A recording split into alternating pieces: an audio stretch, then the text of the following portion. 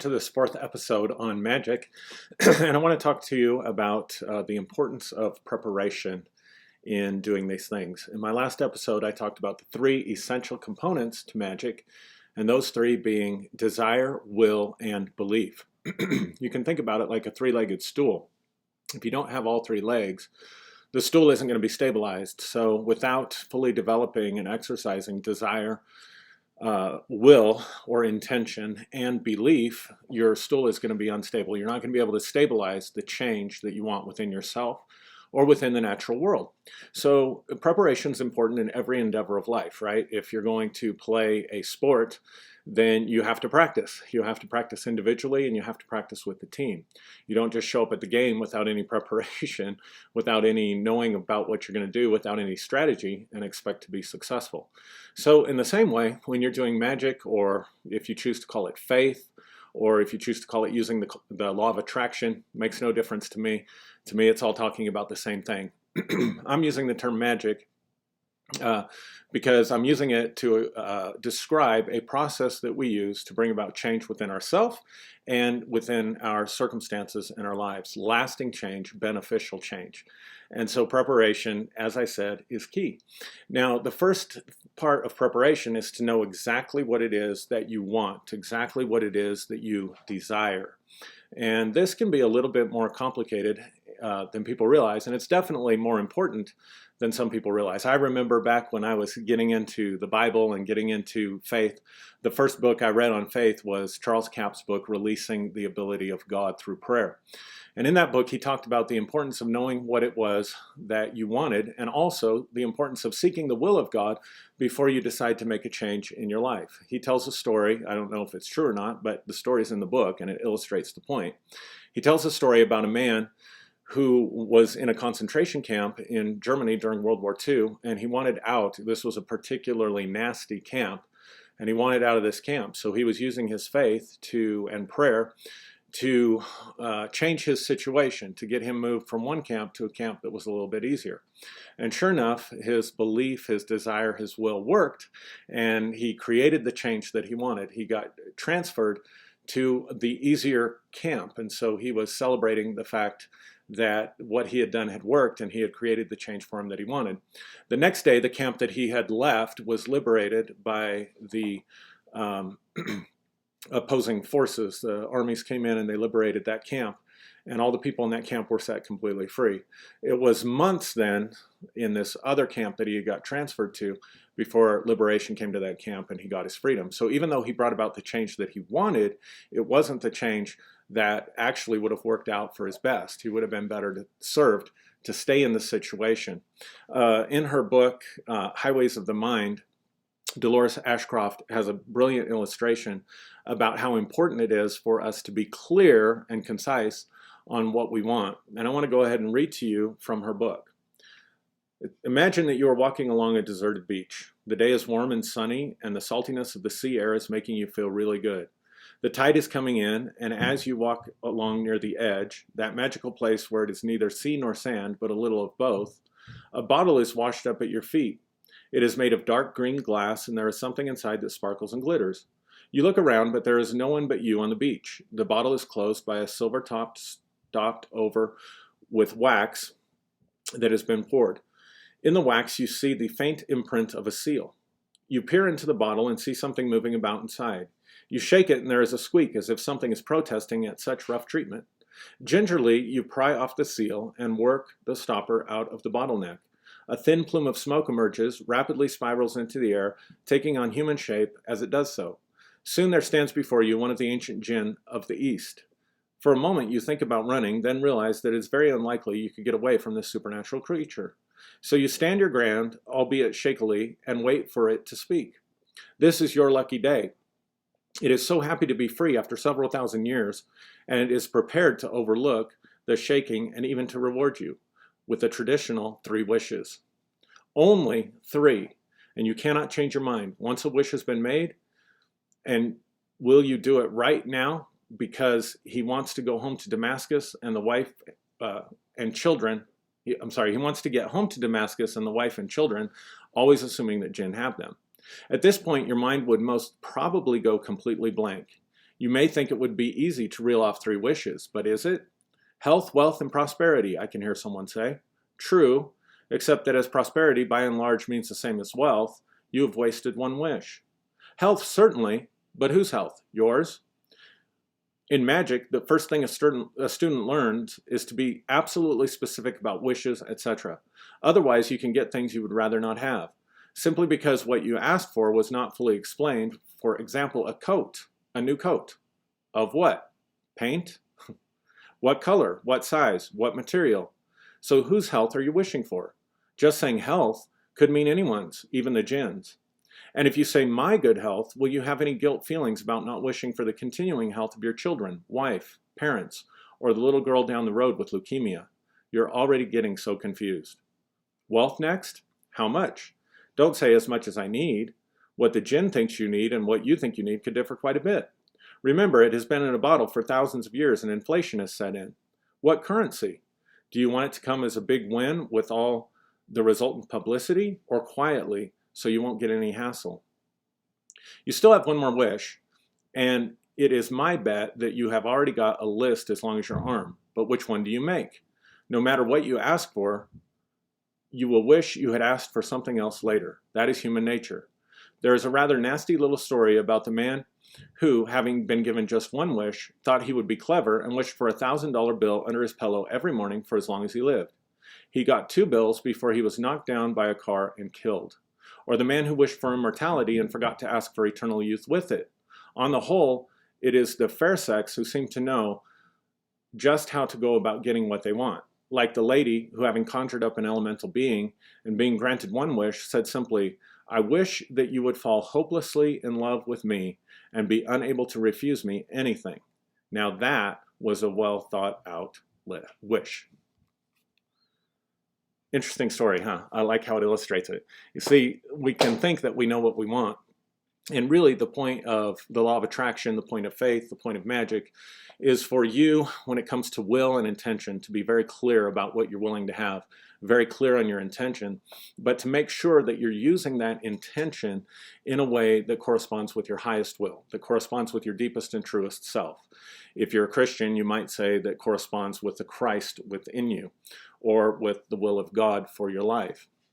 So taking time and preparing to decide exactly what it is you want, clarifying your intention, is really, really important. So how do you go about doing this? I'll give you a practical way of doing it.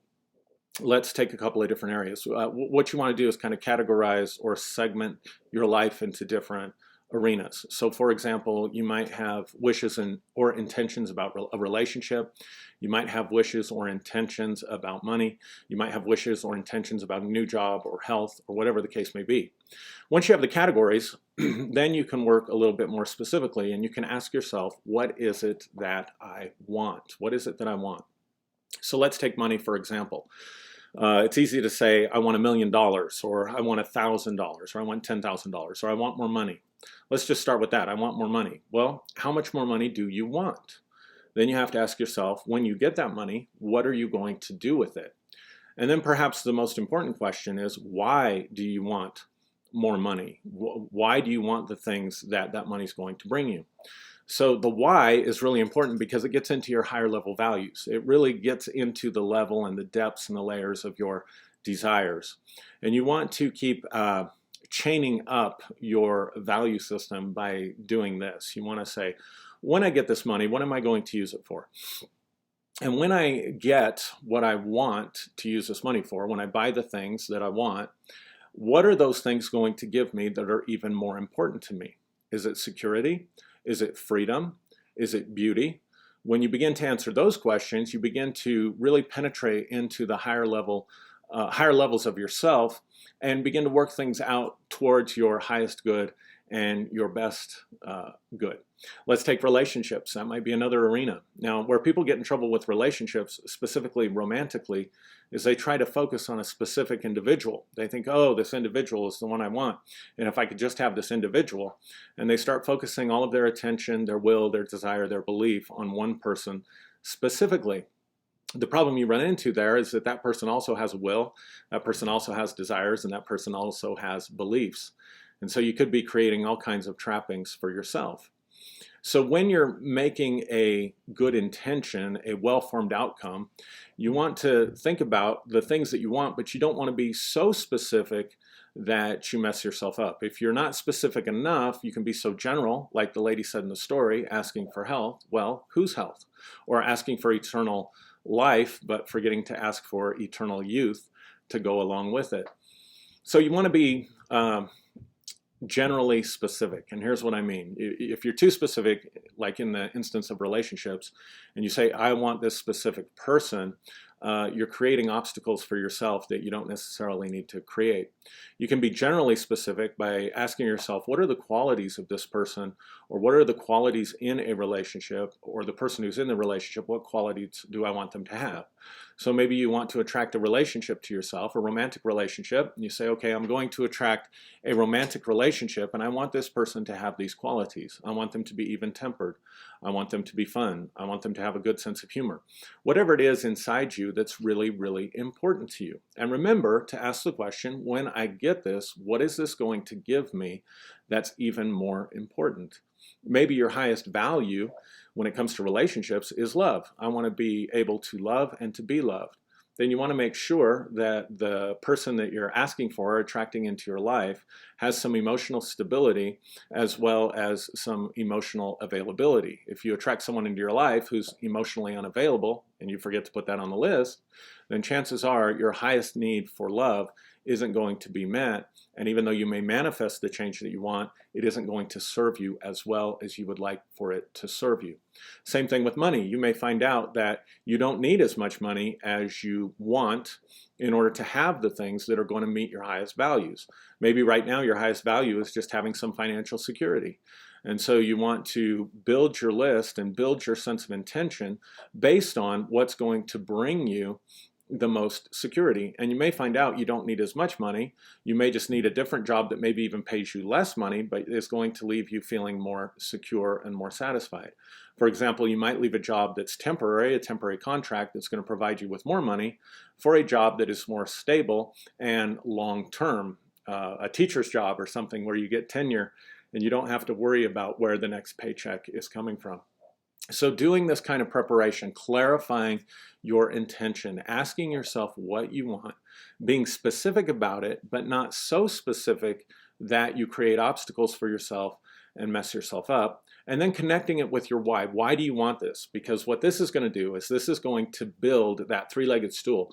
It's going to connect your intention, what you intend to change, what you intend to have, with your desires, which is why do you want to have it.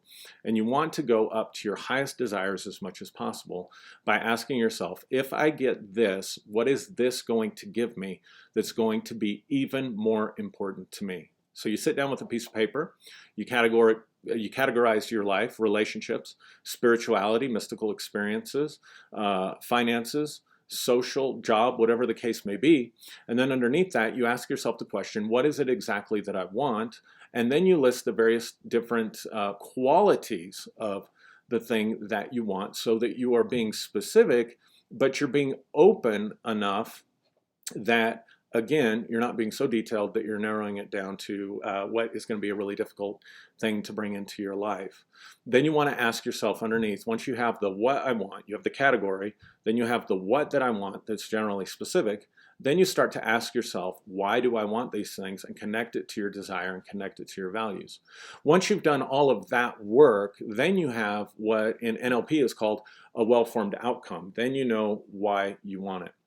Let me just say one more thing about making change and outcome. We all have an ecology of life. We all have a certain balance. If you think about the ecological system, it's symbiotic and it's balanced. When the ecology gets out of balance, there's a problem. Anytime that you make a change in your life, you risk destabilizing. In fact, you will destabilize the ecology of your life. You may get something that you want and that's important to you, but at the same time, that change may bring something into your life that destabilizes something that you have that's even more important to you, and you may end up getting what you want, but destabilizing and losing what you have that's even more important. So again, clarifying those values and checking inside, how is this going to affect the ecology of my life?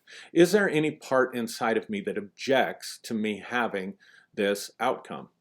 In the story that I read from Dolores Ashcroft, she talks about, winning the lottery, having a bunch of money come in because you won the lottery. But with that is going to come publicity. All your friends and family are going to know about it. They're all going to be asking you for money, and it may destabilize your relationships. People who related to you or didn't relate to you at all are now suddenly relating to you, but they're not relating to you because of who you are. You're not having authentic connection. You're having connection because they want something from you. Their greed, perhaps, or their need gets in the way, and they start trying to use the relationship in a way that doesn't serve you. So that may disrupt the ecology of your family life or your social life.